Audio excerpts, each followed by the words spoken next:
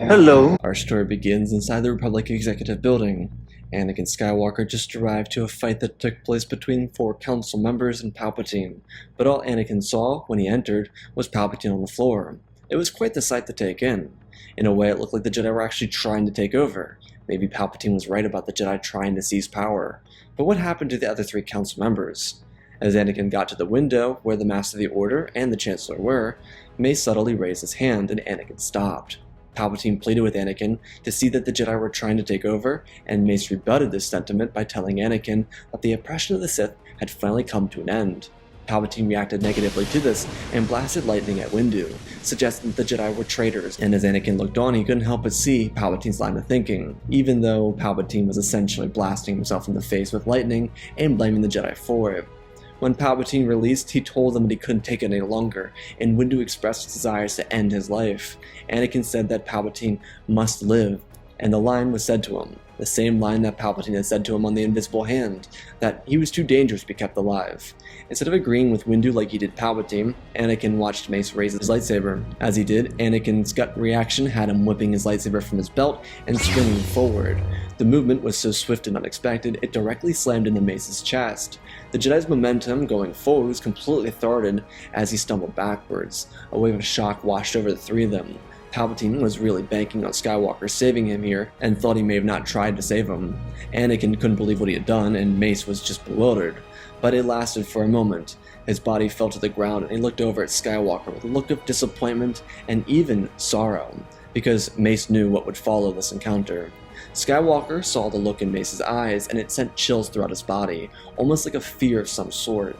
Anakin stumbled back, asking what he had done, and Palpatine rose. He told Skywalker that he was fulfilling his destiny. Sidious broke Anakin down and told him that together they could discover the secrets to immortality. This should have been a red flag to Anakin, but he ignored it and prepared to do whatever he was asked to do, which was go to the Jedi Temple, wipe them all out, then go to Mustafar and do the same with Newt Gunray and the other Separatist leaders. Anakin obliged as he and the 501st marched on the Jedi Temple. It was a tragic fall from grace. The boy meant to bring balance to the Force could only bring imbalance, rip apart the fabric of everything, and throw a sustainable future away for darkness. As Anakin entered the temple, he was left with thoughts on his mind from the confrontation with Windu. For how short it may have been, the look of sorrow and confusion haunted him. He couldn't escape the sadness that covered Windu's face as the lightsaber cut down the few Jedi who got in his way.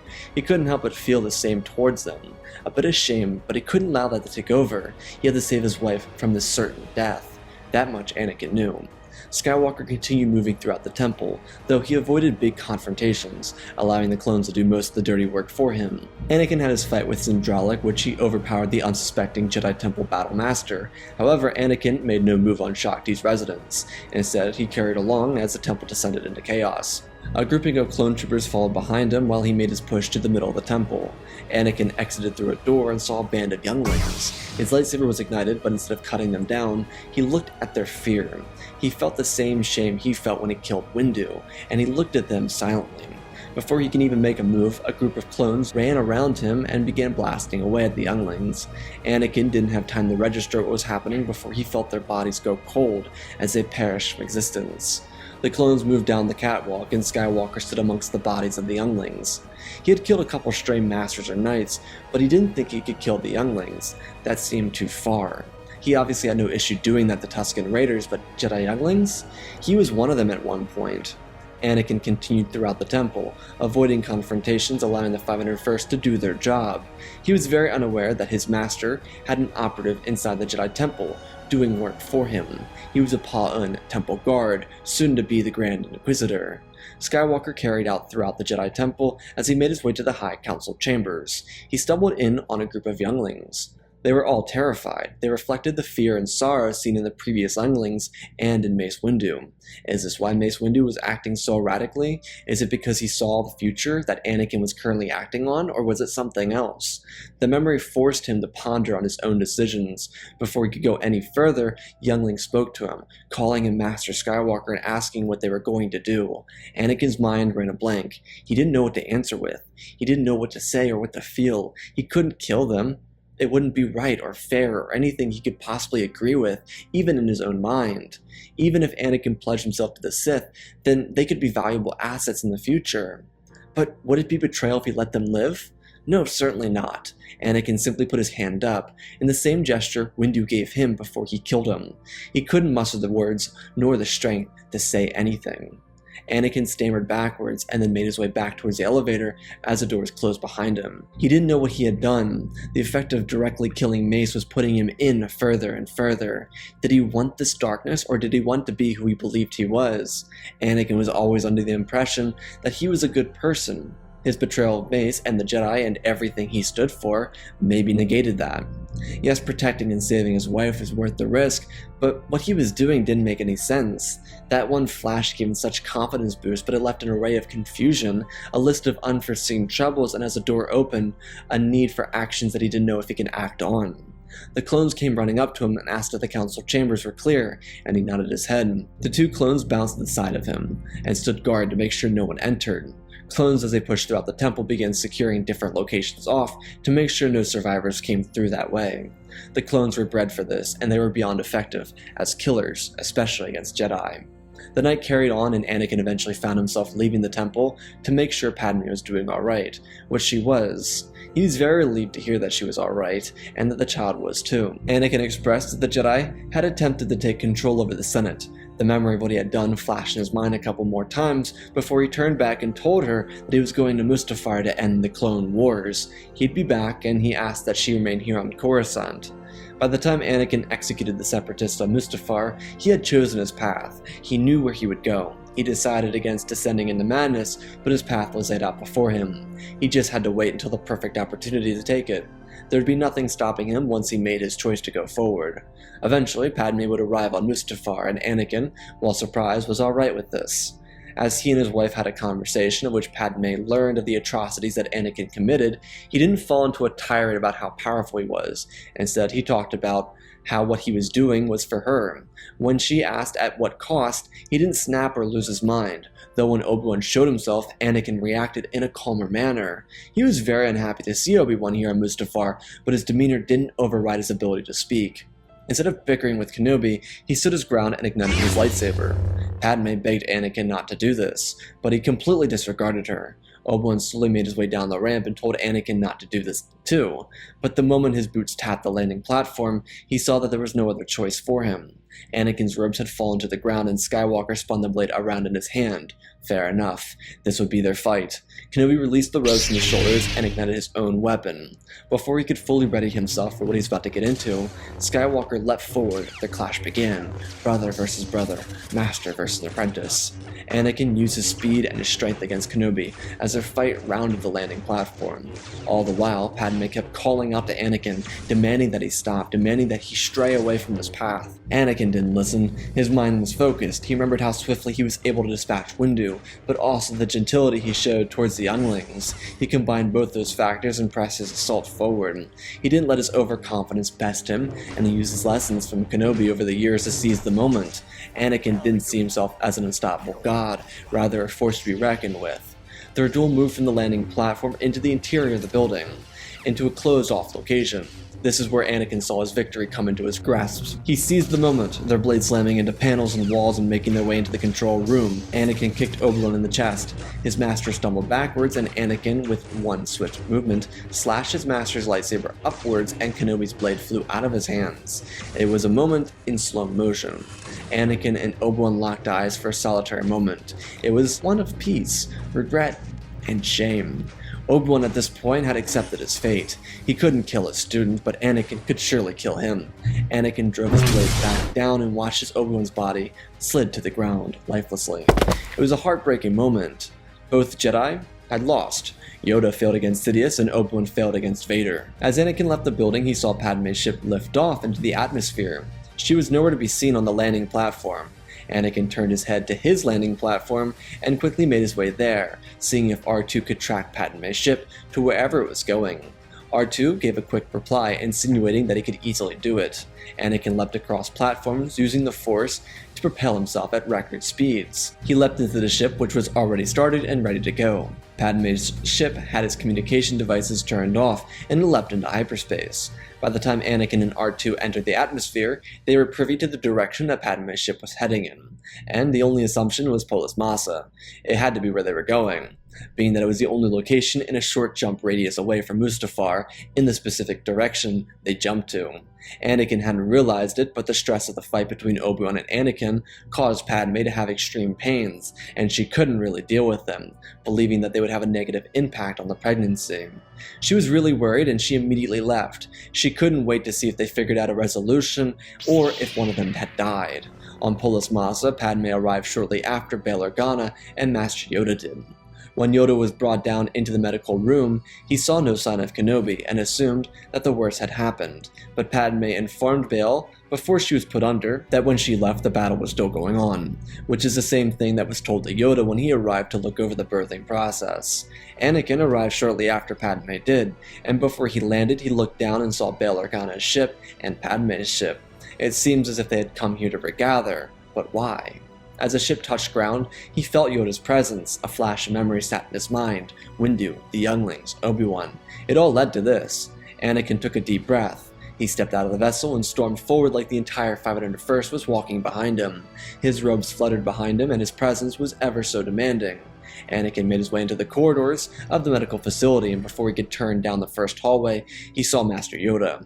The Grand Master could sense Skywalker's arrival, and now he would end the legacy of his greatest failure. He would destroy the Chosen One and rip Palpatine's people away from him. Sidious hadn't left Coruscant, being that there was no need for him to do so. He felt no disturbance in relation to his student failing, so he simply waited in his office for Vader's return. Yoda didn't refer to Anakin as Anakin. Instead, he called him Vader in a disgusting, gritty voice. Skywalker ignited his lightsaber without removing his robes, and Yoda did the same, each of them mimicking each other in this brief moment. The two of them prepared for a battle of a lifetime. They pulled their blades together and leapt at each other. Skywalker still in the same mindset as before, unbroken, unfazed, and prepared to do what he must. Yoda had the same feeling. He may have lost his order, his friends, and his fight to Sidious, but he would not fail again. As their blades collided, they both got a feel for each other for the first time. Yoda saw attributes in Anakin similar to those in Dooku.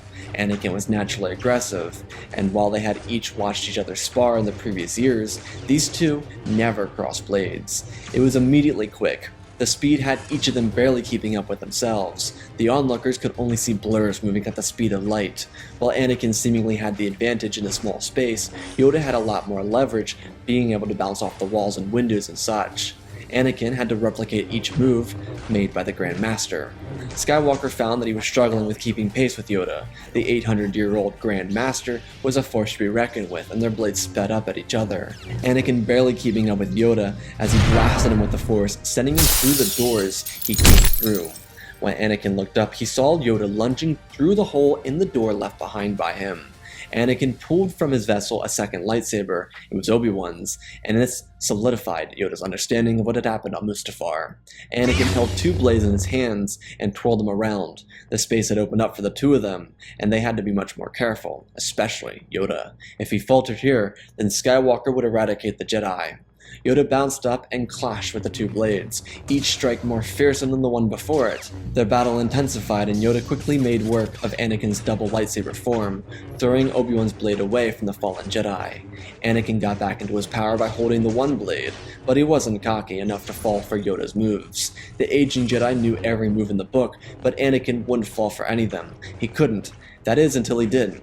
Yoda slipped Anakin by crossing him up, which caused Anakin to twist his ankle and slide to his knees. Yoda unleashed a barrage of electric judgment onto Skywalker's body as he slammed into the vessel he arrived on. Yoda wouldn't dig into the dark side, but he would subdue Skywalker and make sure he never found his way back to Coruscant or his master. Anakin retched in a stinging sensation. Electric judgment wasn't painful, but it was meant to essentially turn off his mind.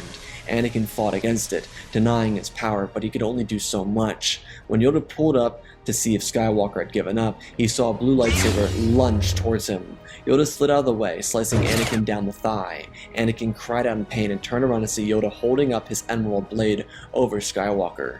Do or die. What could he do to ensure his own survival? Yoda began speaking to Skywalker, telling him that he wished it had never come to this, but the end of Vader had to come now. Anakin pulled back, barely avoiding a strike by Yoda and stammering to his feet before blocking a strike made by the Grand Master once more. Anakin had to essentially stand on one foot the entire time now. He bounced around parrying a strike. Yoda was going for the infamous 3-point saber combo, but if Yoda was going to do that, then he had another thing coming. Mid-swing, Anakin deignited his weapon before igniting it once more and blasting Yoda across the face with the blade. The Jedi Grandmaster fell to the ground. One of his ears were laying beside him as he looked up at Anakin. In a similar manner to Dooku's execution of Master Yaddle, Anakin extinguished the life of Master Yoda. Anakin hobbled his way into the medical facilities to see Bail Organa, who was very, very clearly afraid of him and backing away. As Anakin went to the medical bay window, he looked in and Padme had given birth. She was perfectly okay and it required no usage of the Force. It shocked him to say the least. Anakin looked at Padme's face. There was a certain level of dismay on it, and as Anakin tried to enter a room, a droid came up to him and told him that the patient didn't want any visitors. As he said that, the window panels darkened and there was no visibility from outside the room.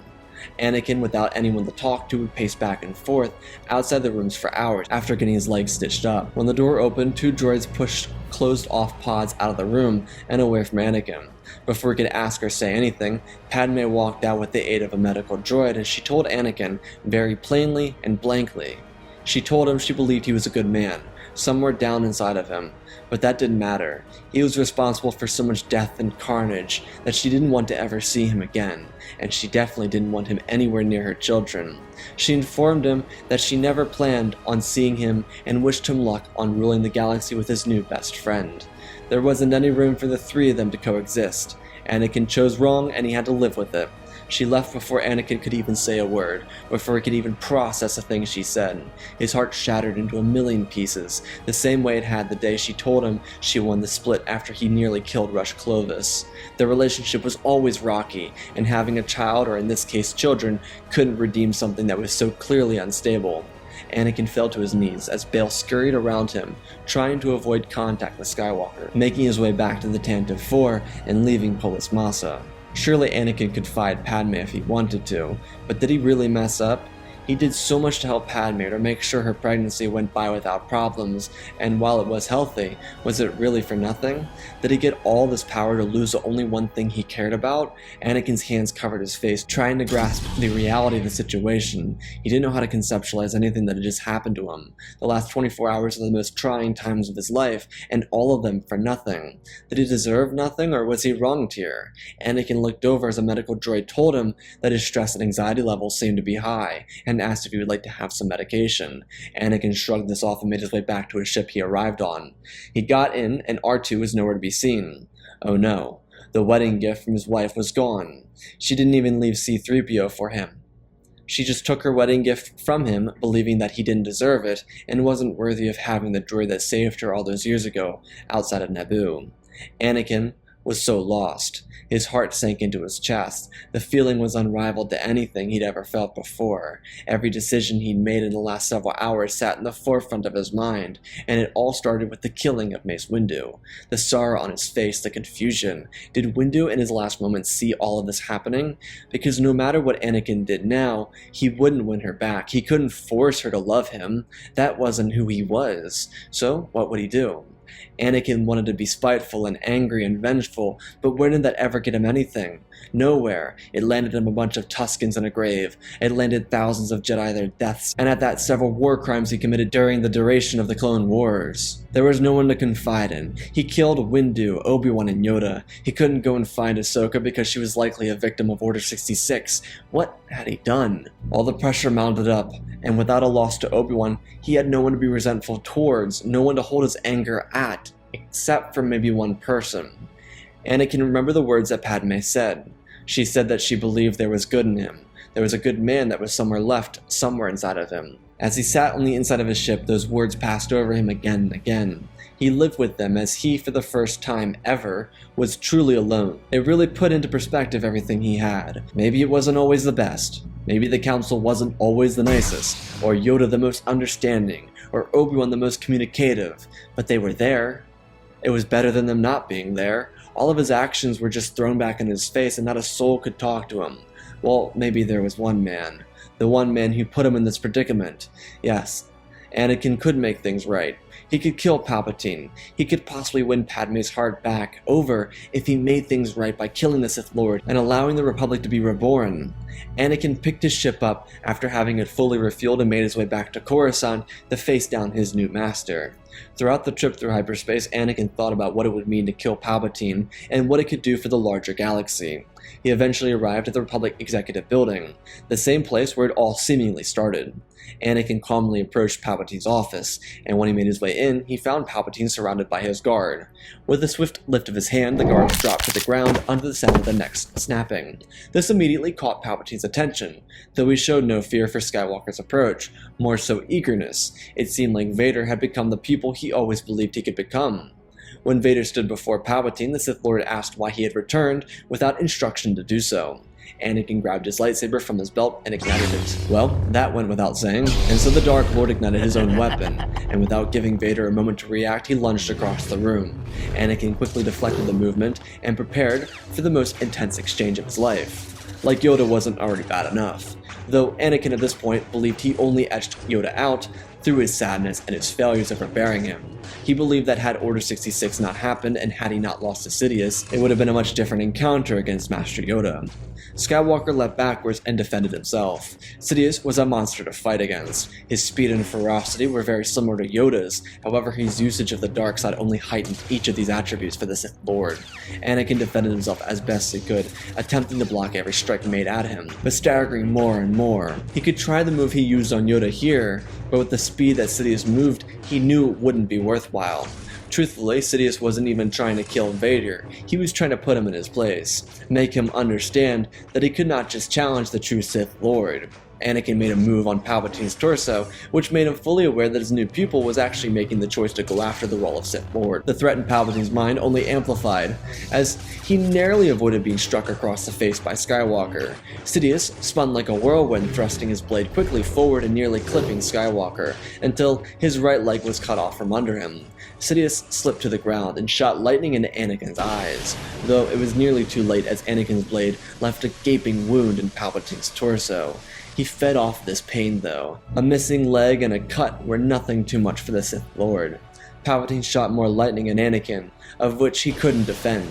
Skywalker stumbled to the ground, unable to see anything but the blinding white light. He rubbed his eyes frantically as Sidious leaned on his desk to hold himself up as he shot rounds of lightning into Anakin's back. There was nothing he could do. He tried reaching for his lightsaber, but he couldn't find it. His cries of agony echoed out through the hallways, getting the attention of the Coruscant guard. Sidious knew they would be here soon. It seemed as if his student was no use to him.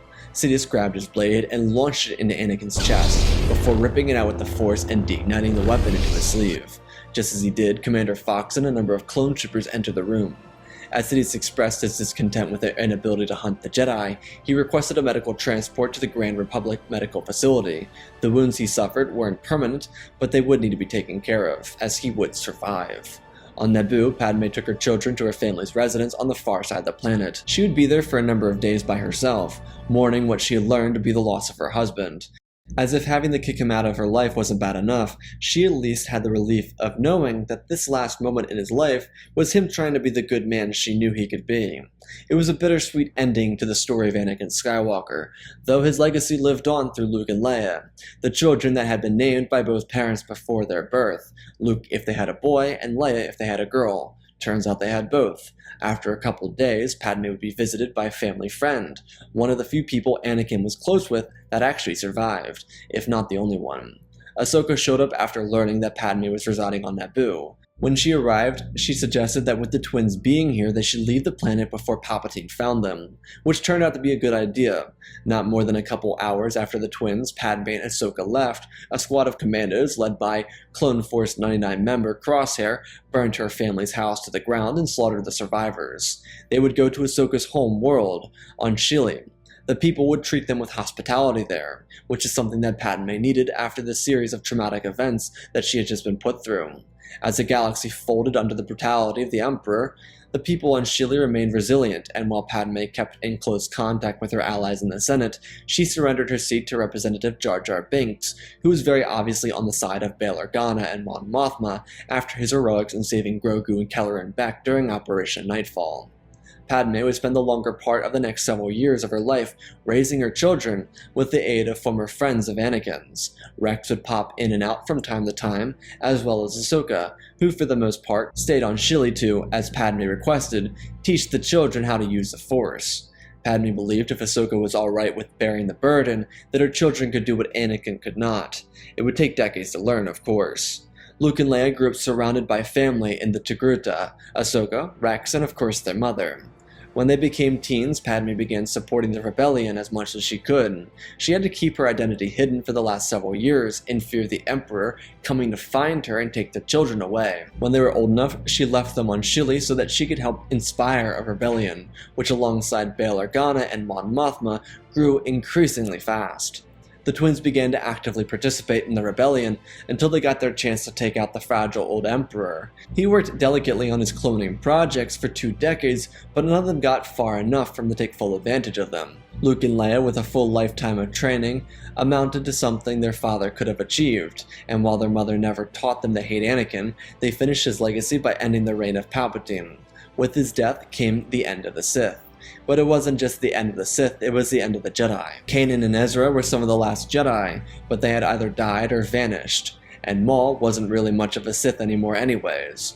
With the Emperor dead, the twins had to rise up against the man who stood in his place, Grand Moff Tarkin. It was a mission that ended in his death with the destruction of the Death Star. It would take decades to undo everything the Empire created, but with Bail Organa and Padme alongside Mon Mothma, the New Republic would be able to finish off the Empire and their remnants. The twins, on the other hand, would break up into 2 different directions. Luke would follow his mother into politics, and Leia would join Ahsoka and eventually Ezra in the creation of a new order of Force users, letting go of the Sith and the Jedi, and beginning new traditions with sights on a future brighter than the past left behind it.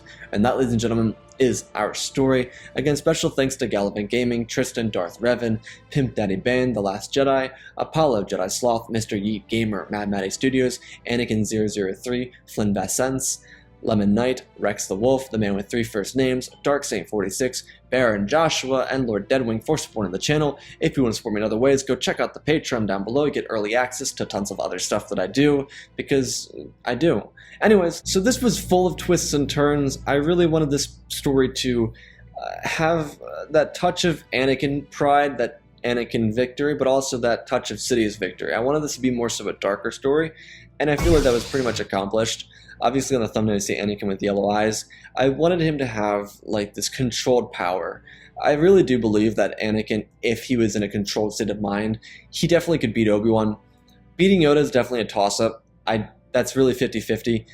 After losing the Sidious, I give him more of a chance. That's kind of where it is. Him narrowly beating Yoda is where he beats Yoda. He beats Yoda because he cheats. You know, the de-igniting a lightsaber in the middle of a lightsaber fight is literally cheating. Sith don't use it. Jedi don't use it. It's like a cheating technique. That's the only reason why he wins. He wins by cheating against Yoda because that's the only thing he can do. And then again, I reinforce the statement that I don't think Anakin could technically beat Yoda by having him lose to Sidious, which is kind of the bittersweet ending to Anakin's story in this story, is that he gets the redemption arc, but he doesn't get to fully complete it, and that redemption arc is carried on through his children.